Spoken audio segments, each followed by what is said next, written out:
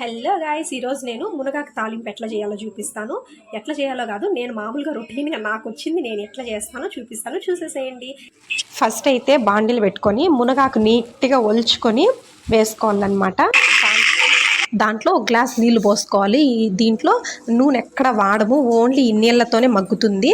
అది మొత్తం కలబెట్టుకున్న తర్వాత ఒక 10 నిమిషాలు మూత పెట్టుకోవాలి. మునగాకు అయితే మోకాలు నొప్పులు ఉండే వాళ్ళకి చాలా మంచిదంట. మునగాకు ఎండబెట్టుకొని పొడిగొట్టుకొని డైలీ పొద్దున్నే ఒక స్పూన్ కానీ నీళ్ళల్లో కలుపుకొని తాగితే మంచి రిలీఫ్ ఉంటుందంట. మోకాలు నొప్పులు ఉండేలో ఒకసారి ట్రై చేసి చూడండి.